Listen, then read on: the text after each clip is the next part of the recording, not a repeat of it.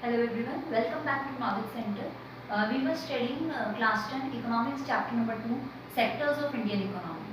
अपने last video में हमने डिस्कस किया था कि प्राइमरी सेक्टर, सेकेंडरी सेक्टर और टर्शियरी सेक्टर क्या होते हैं, किस किस तरह की इंडस्ट्रीज हैं जो इन कैटेगरीज के अंडर आती हैं एंड उसके बाद हमने कंपेयर किया था तीनों ही सेक्टर्स को और हमने इनकी हिस्ट्री को भी जाना था कि तीनों ही सेक्टर्स ने जो है किस तरह ग्रेजुअली डेवलपमेंट किया है। इसके अलावा हमने डिस्कस किया था कि final goods and intermediate goods क्या होते हैं। इस वीडियो में हम डिस्कस करेंगे mainly about tertiary sector, rising importance of tertiary sector कि टर्शियरी सेक्टर की जो इंपॉर्टेंस है as compared to the other two sectors ज़्यादा तेज़ी से क्यों बढ़ती जा रही है।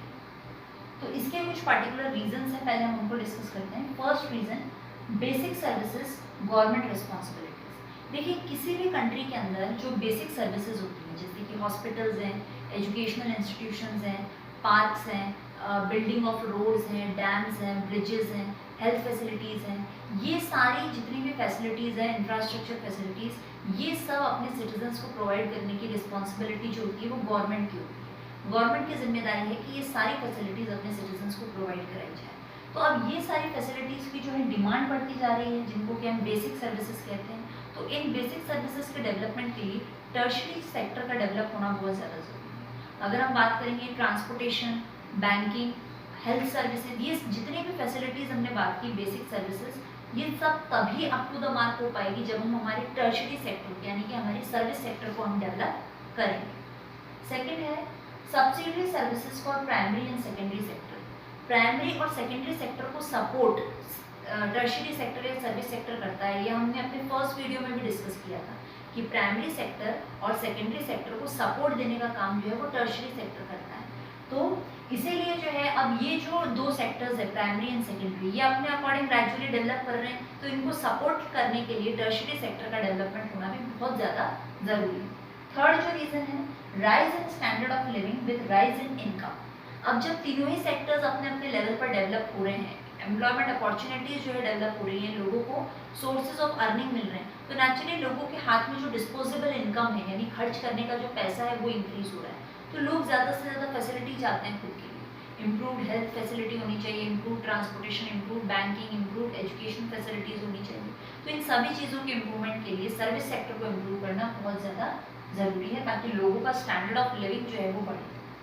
फोर्थ रीज़न है increasing demand of communication and IT services. ये जो दो सेक्टर्स हैं IT और कम्युनिकेशन सेक्टर्स, इनमें रोज़ नए रेवोल्यूशन आ रहे हैं, रोज़ नए इनोवेशन आ रहे हैं। इनके डेवलपमेंट के लिए सर्विस सेक्टर का इम्प्रूव होना बहुत ज़्यादा ज़रूरी है। तो बेसिकली ये 4 रीजंस थे जिनकी वजह से सर्विसेज का इम्प्रूव होना ज़रूरी है, सर्विसेज का डेवलपमेंट होना ज़रूरी है। इसलिए ऑल इन ऑल जो है टर्शियरी सेक्टर के इम्प्रूवमेंट के ऊपर फोकस किया जाना है। अब हम पढ़ेंगे one challenge which is coming in the path of tertiary sector. Challenges faces because only a part of it is growing because lack of skilled and educated labor।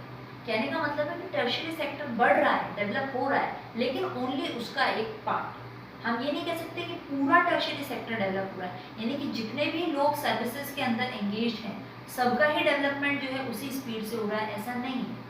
वह हम ये देखते हैं कि मान लीजिए कोई बड़ी MNC है या कोई कंपनी है जिसके अंदर बहुत सारे प्रोफेशनल्स, मैनेजमेंट प्रोफेशनल्स, इंजीनियर्स काम कर रहे हैं, अपनी सर्विसेज दे रहे हैं, तो उनको बहुत अच्छा रेम्यूनरेशन पैकेज मिलता है, बहुत अच्छा सैलरी पैकेज मिलता है। तो वो एक ऐसा एरिया है टर्शियरी सेक्टर का जो अच्छे से डेवलप हो रहा है।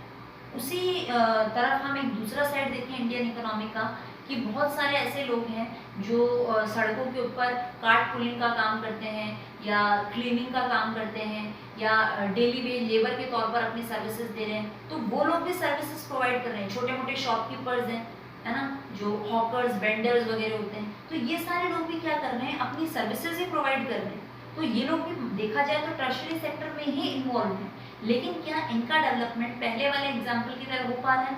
नहीं, क्योंकि इनका जो एम्प्लॉयमेंट है वो परमानेंट नहीं है, टेम्परेरी बेसिस पे है, आज है कल का पता नहीं है। इसलिए हम कह सकते हैं कि टर्शियरी सेक्टर का एक पार्ट तो बहुत अच्छी तरीके से डेवलप हो रहा है, लेकिन दूसरा पार्ट जो है वो आज भी अंडर डेवलप्ड है और वहाँ पर परमानेंट सोर्स ऑफ इनकम मौजूद नहीं है। नेक्स्ट जो हमारा पॉइंट है, even now the primary sector is the greatest employer but contributes less to GDP।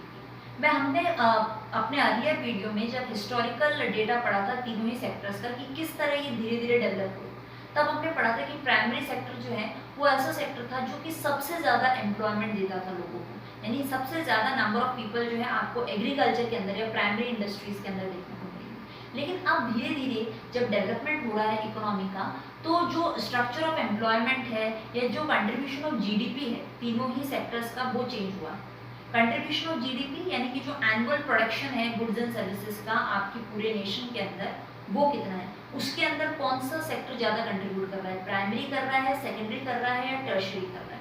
तो हम बात कर रहे थे कि प्राइमरी सेक्टर आज भी पहले की तरह, हिस्ट्री की तरह आज भी प्राइमरी सेक्टर एक ऐसा सेक्टर है जो कि बहुत सारे लोगों को, मैक्सिमम नंबर ऑफ पीपल को एम्प्लॉयमेंट प्रोवाइड कर रहा है, लेकिन सिर्फ लोग ज़्यादा इकट्ठे करके बैठा है, जीडीपी के अंदर कंट्रीब्यूशन, नेशन के डेवलपमेंट के अंदर अपना कंट्रीब्यूशन मैक्सिमम नहीं दे रहा है। उसी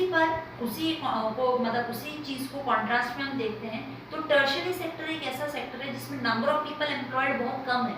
ये सेकेंडरी सेक्टर को भी अगर हम लें, सेकेंडरी और टर्शियरी दोनों ही ऐसे सेक्टर हैं जिसमें नंबर ऑफ पीपल एम्प्लॉयड कम है, लेकिन उनका जो जीडीपी कंट्रीब्यूशन है या नेशन के डेवलपमेंट के अंदर उनका जो कंट्रीब्यूशन है वो बड़ा है।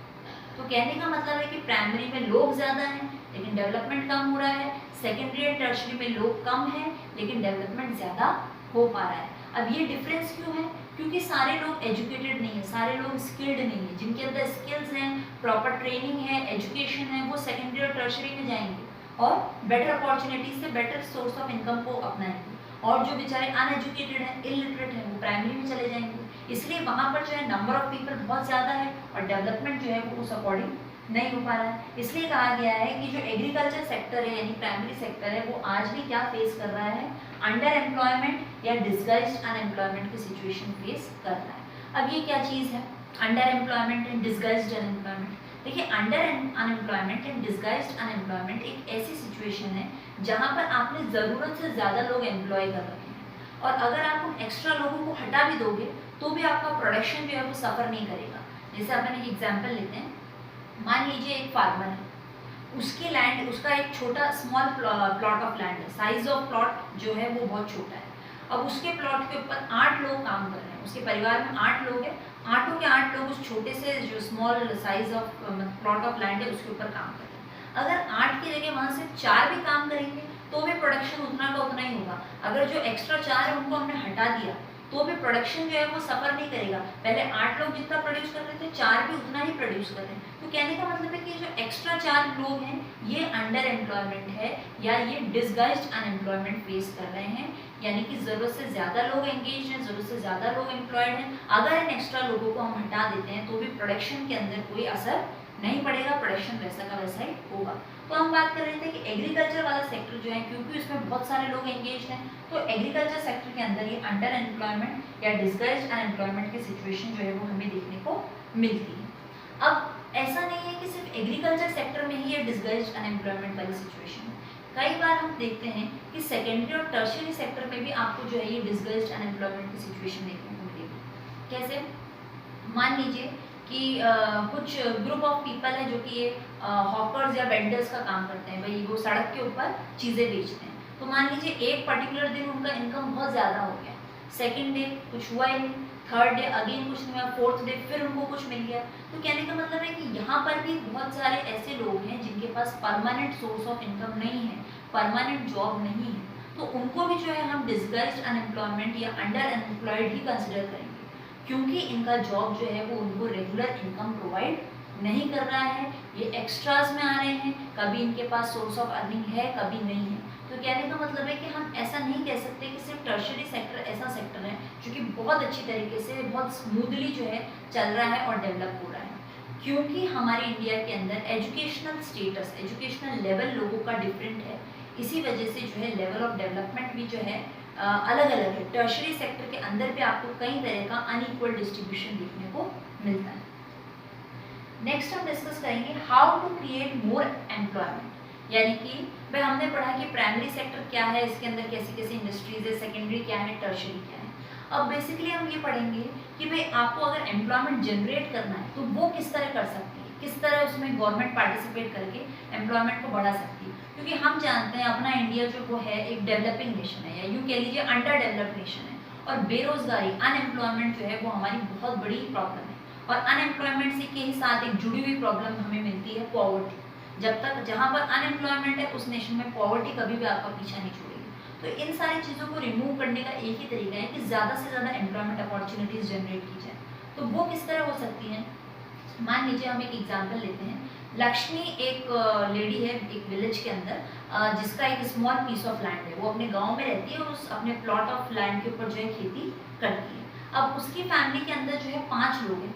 पांचों के पांचों लोग उस स्मॉल प्लॉट ऑफ लैंड के ऊपर जो है खेती का काम करते हैं। अब 5 की जगह अगर 3 भी उस पर काम करेंगे तो भी प्रोडक्शन उतना का उतना ही होगा। तो कहने का मतलब है 2 लोग उसमें एक्स्ट्रा हैं, 2 लोग जो है वो डिसगाइज्ड अनएम्प्लॉयड है, या यूँ कह लीजिए अंडर अनएम्प्लॉयड। उन 2 एक्स्ट्रा लोगों को अगर हटाकर कहीं और शिफ्ट कर दिया जाए तो क्या होगा?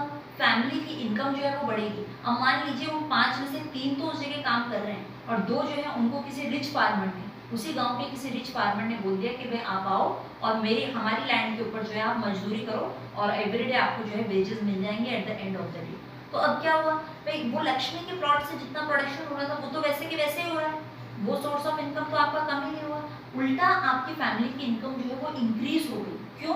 2 लोग अब किसी और जगह काम करने जा रहे हैं, वहां से उनको एवरीडे वेजेस मिलेंगे। तो इससे क्या हुआ, लक्ष्मी की जो टोटल फैमिली इनकम थी वो इंक्रीज होगी। तो कहने का मतलब है कि जितने रिक्वायर्ड नंबर ऑफ पीपल हैं उतने ही आप लगाइए, अगर जो एक्स्ट्रा है उनको किसी दूसरी जगह आप लगाइए ताकि जो फैमिली का इनकम है वो इंक्रीज हो सके। सेकेंड एक और चीज़ जो हम कंसिडर कर सकते हैं या जो गवर्नमेंट कर सकता है, भाई गवर्नमेंट कैसे लक्ष्मी की हेल्प करे या उस रूरल एरिया के लोगों की हेल्प करे। भाई लक्ष्मी जो है वो एग्रीकल्चर करती है, तो गवर्नमेंट जो है वहाँ पर इरिगेशन फैसिलिटीज़ प्रोवाइड करे, ट्यूबवेल्स हैं, वेल्स खोद दे, वहाँ पर डैम्स बना दे, ब्रिजेस का कंस्ट्रक्शन करे, जिससे क्या होगा जो एग्रीकल्चर में लगे हुए लोग हैं उनको भी हेल्प मिलेगी। साथ ही साथ जब वहाँ पर ब्रिजेस का डैम्स का कंस्ट्रक्शन होगा तो जो वहाँ पर ऑलरेडी लोग लगे हुए हैं उनको भी एक another type of employment opportunity देखने को मिलेगी। एक और चीज़ जो गवर्नमेंट कर सकती है, भाई अब जैसे मान लीजिए गवर्नमेंट ने वहाँ पर डैम्स बनाए, वेल्स बनवाए, ट्यूबवेल्स चालू करवाए, तो इरिगेशन फैसिलिटी अच्छी होने से लक्ष्मी और उसके जैसे कई फार्मर्स का प्रोडक्शन बहुत अच्छा हो रहा है। तो अब ये जो सरप्लस प्रोडक्शन हो रहा है उसको वो नेचुरली चाहेंगे कि बाहर शहर में जाकर बाजार में बेचें। तो शहर तक माल को ले जाने के लिए क्या चाहिए? ट्रांसपोर्ट। तो गवर्नमेंट क्या कर सकती है, अच्छे रोड्स बनवा सकती है वहाँ पर ताकि ट्रक्स जो है वो माल को लोड करके ले जा सके। रोड बनेंगे, अगेन एम्प्लॉयमेंट अपॉर्चुनिटी कई लोगों को मिलेगी। अब माल जो है जा रहा है, मान लीजिए कोई ऐसा माल है जिसकी रिक्वायरमेंट अभी नहीं है, कोई सीजनेबल प्रोडक्ट है ना, तो उसके लिए गवर्नमेंट क्या कर सकती है? वेयर हाउसेस बना सकती है। मान लीजिए कोई ऐसा एरिया है जहाँ पर वेजिटेबल्स का प्रोडक्शन बहुत ज़्यादा होता है, तो वहाँ पर गवर्नमेंट जो है कोल्ड स्टोरेज वेयर हाउसेस खोल सकती है। या कोई ऐसा एरिया है जहाँ पर पल्सेस का प्रोडक्शन बहुत अच्छे से हो रहा है, तो पास में ही गवर्नमेंट ने एक पल्सेस मिल बना दिया जहाँ पर प्रोसेसिंग वगैरह का काम होगा। तो ये सारे क्या ऐसे तरीके में ऐसे जगहों पर गवर्नमेंट जो है इंडस्ट्रीज को लोकेट करे जो कि सेमी रूरल एरियाज हो, जहाँ पर ज़्यादा से ज़्यादा रूरल बैकग्राउंड के लोगों को एम्प्लॉयमेंट मिल सके। इन सब चीज़ों से क्या होगा, अगर गवर्नमेंट इस तरह के एफर्ट्स करती है तो apart from agriculture service sector के थ्रू भी लोगों को एम्प्लॉयमेंट मिलेगा। एक और प्रॉब्लम जो मेन प्रॉब्लम है हमारी इकोनॉमी के अंदर हमें देखने को मिलती है, दैट इज चाइल्ड लेबर। देखो हम जानते हैं कि अपने इंडिया की 60% जो पॉपुलेशन है वो 5 to 29 ईयर्स के एज ग्रुप को बिलोंग करती है। ओके, अब इस 5 to 29 एज ईयर्स के ग्रुप वाले जो 60% लोग हैं उसमें से सिर्फ 51% लोग हैं जो एजुकेशन ले रहे हैं, जो स्कूल्स, कॉलेजेस, एजुकेशनल इंस्टीट्यूशंस जाते हैं। रिमेनिंग 49% है वो एजुकेशन को एक्सेस नहीं कर सकते ड्यू टू पॉवर्टी और due to any other reason. तो अब वो लोग क्या करते हैं? Child labour. भाई कहीं ना कहीं जब घर में आप फ्री बैठे हो, फैमिली में पॉवर्टी है, तो आपको बाहर काम करने भेज देंगे। तो चाइल्ड लेबर जो है ये भी हमारी इंडिया की एक बहुत बड़ी प्रॉब्लम बन गया है। तो अगर गवर्नमेंट ये चाइल्ड लेबर वाले बच्चों को एजुकेशन सेक्टर के अंदर लगाती है, भाई गवर्नमेंट कई तरह की स्कीम्स चालू करती है कि भाई कैसे भी पेरेंट्स जो हैं खाने के लालच में मिड डे मील को लेकर, मिल्क को लेकर या सेवरल स्कॉलरशिप्स को लेकर किसी भी तरह गवर्नमेंट पुअर पीपल जो है वो अपने बच्चों को स्कूल भेजे। अब यहाँ पर एक नया सेक्टर डेवलप हुआ, एजुकेशन सेक्टर। एजुकेशन सेक्टर के अंदर वो ताकत है कि वो लाखों लोगों को एम्प्लॉयमेंट प्रोवाइड कर सकता है। अगर आप बहुत सारे स्कूल्स, कॉलेजेस बनाते हो तो आपको ट्रेंड टीचर्स चाहिए, ओके, अलग नॉन स्टाफ मेंबर्स भी आपको चाहिए। तो एजुकेशन एक अलग से एक सेक्टर के रूप में इमर्ज हुआ जो बहुत ज़्यादा एम्प्लॉयमेंट अपॉर्चुनिटीज़ प्रोवाइड करता है।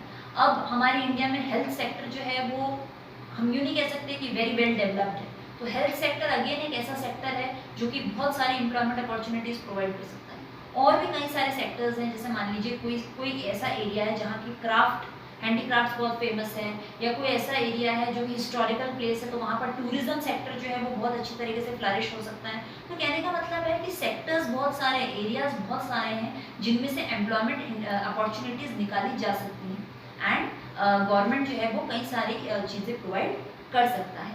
गवर्नमेंट ने एक लॉ भी निकाला है, राइट टू वर्क, एंड आपने सुना होगा एक बहुत ही कॉमन जो एक्ट गवर्नमेंट ने निकाला था, M NREGA, Mahatma Gandhi national rural employment guarantee act in the year 2005। इसमें गवर्नमेंट ने क्या कहा था कि भाई आपको जो है 100 डेज का एम्प्लॉयमेंट, गारंटीड एम्प्लॉयमेंट प्रोवाइड किया जाएगा। उसका गवर्नमेंट अश्योर करती है जिनके पास काम नहीं है, और अगर आपको वर्क नहीं मिलता है तो गवर्नमेंट आपको अनएम्प्लॉयमेंट का अलाउंस भी देगी, यानी बेरोजगारी भत्ता जो है वो भी आपको प्रोवाइड किया जाएगा। So this was all regarding the importance of tertiary sector and the generation of employment opportunity.